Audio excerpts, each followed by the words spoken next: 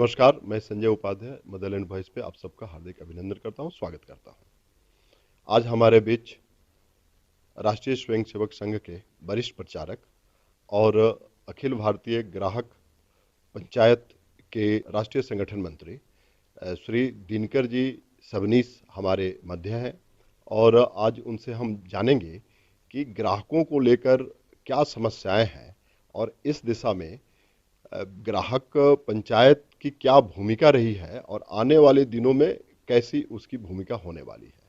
साथ ही साथ चूंकि संघ समाज के लिए काफ़ी प्रेरणा का स्रोत है और संघ काफ़ी ज़्यादा लोगों के बीच रहकर काम करता है और बहुत सारे ऐसे बदलाव हुए हैं समाज में जिसमें प्रत्यक्ष और या अप्रत्यक्ष रूप से संघ की उसमें बहुत बड़ी भूमिका रही है। इन सब विषयों को लेकर मैं एक बार सबनीश जी का मैं अभिनंदन करता हूं। जी नमस्कार।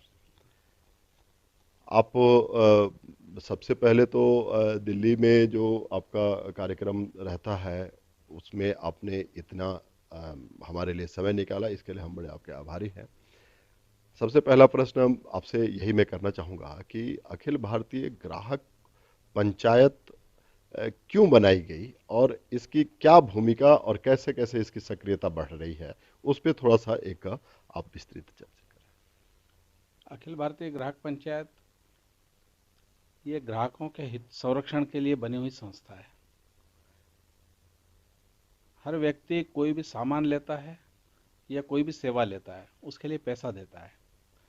अब पैसा देने के बाद में उसको सेवा पूरी मिलनी चाहिए, उसकी गुणवत्ता मिलनी चाहिए, लेकिन वो कई बार उसमें अभाव रहता है। तो उसको हम ऐसा मानते हैं कि सेवा में कमी है और ये ग्राहक के साथ अन्याय है।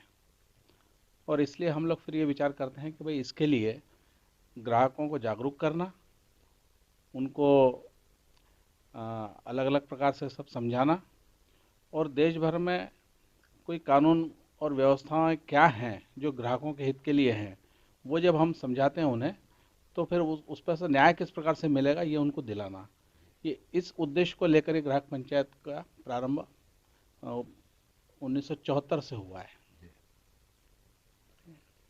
अब भाई साहब, ये जो ग्राहक पंचायत अखिल भारतीय स्तर पे काम करता है, इसमें अगर हम इनकी उपलब्धियों की बात करें तो इसकी उपलब्धि अब तक हम क्या मानते हैं कि ग्राहक पंचायत 1974 इतने सारे लगभग 45 वर्ष हो गए हैं, अब 45-46 वर्ष हो गए हैं और इसकी क्या अभी तक की उपलब्धि आप मानते हैं? वैसे अगर सबसे बड़ी उपलब्धि कोई कहेंगे तो हम तो यही कहेंगे कि 1974 में ग्राहक पंचायत की स्थापना हुई। उस समय इस देश में कोई ग्राहकों के हितों के संरक्षण के लिए कोई कानून नहीं था और इसलिए सबसे बड़ी आवश्यकता हमारे सामने यही थी कि हम इसके लिए कोई कानून बनाएं। और इसलिए ग्राहक पंचायत ने उस समय से प्रयास चालू किया। नागपुर में एडवोकेट गोविंद दास जी मुंदड़ा है, उनकी अध्यक्षता में एक कमेटी बनाई और उस कमेटी ने एक प्रारूप बनाया कि किस प्रकार से हम कानून बनाकर और ग्राहकों के हितों की सुरक्षा कर सकते हैं। वो बनाकर और उसको 1986 में पारित करवाया, जिसको हम ग्राहक संरक्षण अधिनियम 1986 के नाम से जानते हैं। अभी गत वर्ष एक नया कानून आया है, उपभोक्ता संरक्षण अधिनियम 2019। तो इसने उस 1986 कानून का स्थान लिया है। लेकिन 1986 में जो कानून बना, ये पहली उपलब्धि हमारी थी जिससे हम कह सकते हैं कि हम ग्राहकों के हितों के संरक्षण के लिए काम करते हैं। दूसरी ये कि भाई उस कानून की पालना करानी थी। उस कानून के क्रियान्वयन कराने के लिए जगह जगह फोरम और कमीशन बनाने की ज़रूरत थी। 1990 तक वो कमीशन नहीं बने, जब 1986 में कानून बना उसके बाद से। उसके लिए हमने बार बार शासन से मिलना, बात करना, ये सब कुछ हुआ। आखिरी में जाकर हमें कोर्ट में जाना पड़ा इसके लिए कि भाई ये होने के बाद भी कोई व्यवस्था नहीं बन रही है। और इसलिए फिर आनंद फानंद में सरकार ने कुछ व्यवस्थाएं चालू की, लेकिन बाद में फिर वो व्यवस्थाएं पूरे देश भर में नेशनल कमीशन और सभी राज्यों में स्टेट कमीशन और सभी जिलों में फोरम के नाम से स्थापित हो गई, जिसके कारण सबको न्याय मिलने की सुविधा हो गई। भाई साहब, इसमें एक बहुत बड़ी उपलब्धि में जब पिछले दिनों आपसे बात हो रही थी तो ये आया कि रेरा कानून जो है उसमें भी इनिशिएटिव अपने ग्राहक पंचायत की ही इनिशिएटिव ली गई थी।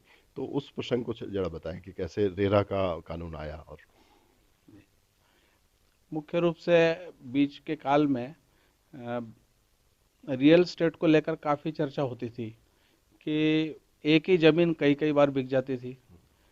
फ्लैट्स के बारे में बात होती थी कि भाई बिल्डर्स बता रहे हैं कि हम इस प्रकार के फ्लैट्स देंगे, हम इस प्रकार की सुविधाएं देंगे, कारपेट एरिया इतना रखेंगे, इस प्रकार से सब वो बातें बताते थे। लेकिन जब वास्तव में जब देखते थे कि वैसा लोगों को मिल रहा है क्या, तो वैसा भी नहीं मिलता था। जिनको मिल गया उनको भी जितना बताया जा रहा है उतना नहीं मिलता था।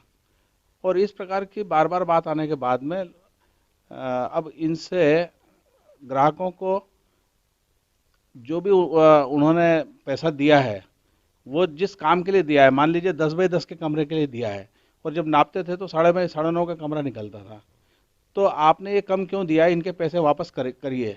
इस प्रकार से जब आप हमने आंदोलन चालू किया, उसका बाद में जब वो बिल्डर्स को कठिनाई होने लगी इसमें, और वो करने की स्थिति में नहीं थे, क्षतिपूर्ति नहीं कर पा रहे थे, तो हमने फिर एफआईआर दर्ज करानी चालू की।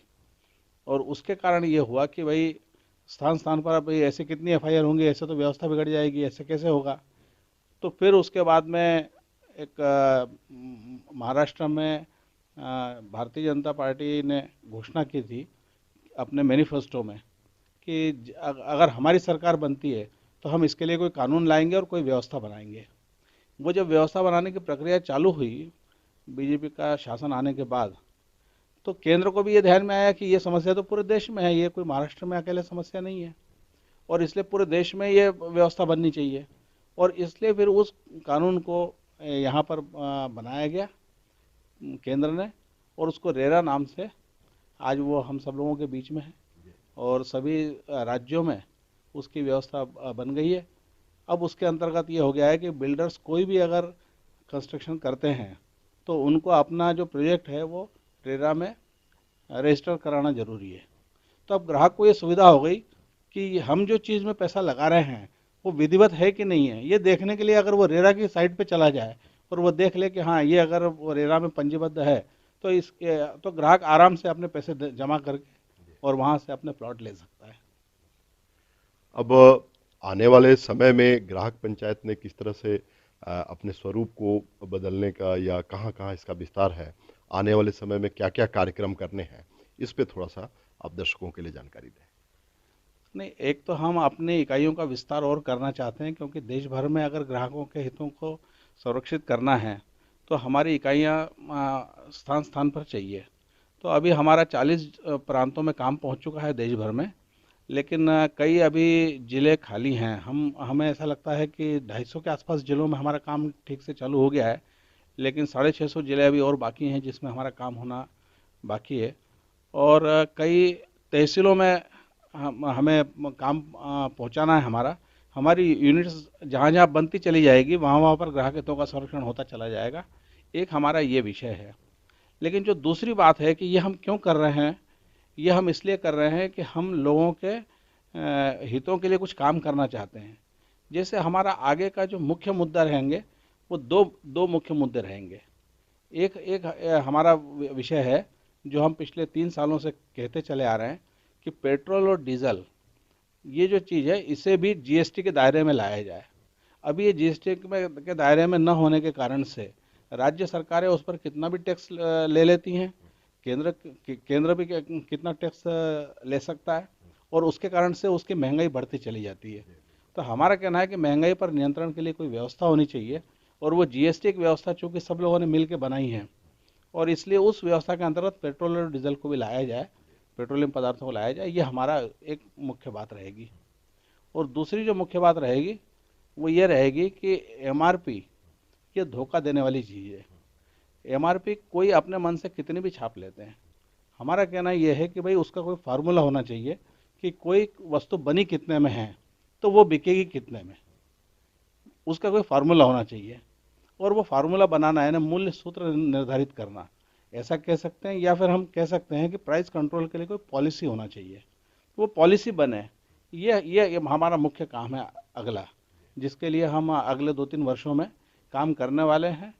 और हमें विश्वास है कि शासन जो है इस ओर ध्यान देगा और इसमें कोई ना कोई हल निकलेगा जिससे लोगों को महंगाई से राहत मिल सकती है। अब भाई साहब, अब चूंकि हम दिल्ली में बैठे हैं और अगर देखा जाए तो हम दिल्ली में एक तरह से बंधक बनकर बैठे हैं। बॉर्डर पे किसानों का एक बहुत व्यापक आंदोलन जो लगभग 3 महीनों से चल रहा है। इसके ऊपर क्या ऐसी ये भी अगर देखा जाए तो एक तरह से ग्राहक पंचायत का एक विषय हो सकता है, क्योंकि अगर किसान अगर प्रभावित होते हैं तो पूरा देश उससे प्रभावित होता है। तो इस पे आपको क्या लगता है कि क्या सॉल्यूशन होना चाहिए और कैसे इनको शांत किया जा सकता है?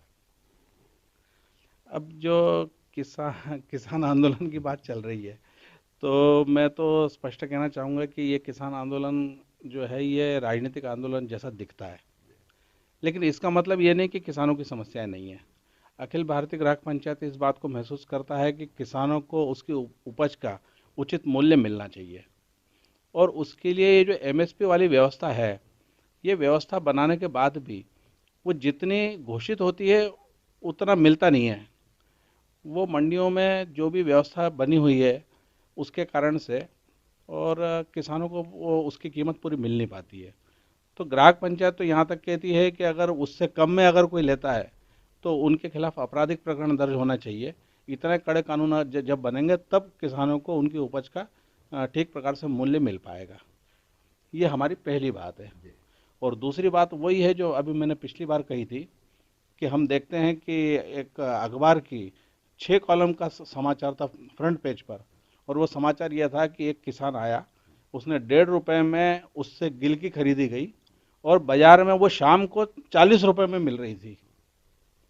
अब अगर 40 रुपए में अगर गिलकी ग्राहक को मिल रही है तो किसान को 10 रुपए क्यों नहीं मिलना चाहिए? ग्राहक पंचायत ये सोचती है कि कोई मूल्य सूत्र बनने का अर्थ ये होता है कि किसान को उसकी उपज का मूल्य मिलना चाहिए। अगर ये बता दिया जाए कि अगर आपने किसान से 2 रुपए में लिया है तो आप 8 रुपए से ऊपर नहीं बेच सकते हैं, इस प्रकार के कोई अगर फार्मूला बनेगा तो मुझे ऐसा लग रहा है कि फिर वो किसान को जो कुछ जो मूल्य मिलने वाली बात है वो भी चालू हो जाएगी और ग्राहक को भी सस्ता मिलने लग जाएगा। दोनों बातें साथ साथ चलेंगी, ऐसा मुझे लगता है। जी, आपका बहुत बहुत धन्यवाद, आपने इतना महत्वपूर्ण समय निकाला और मदरलैंड वॉइस के साथ आपने शेयर किया। बहुत बहुत धन्यवाद आपका। तो ये थे श्रीमान दिनकर जी सबनीस, जो वरिष्ठ प्रचारक हैं और अखिल भारतीय ग्राहक पंचायत के राष्ट्रीय संगठन मंत्री हैं।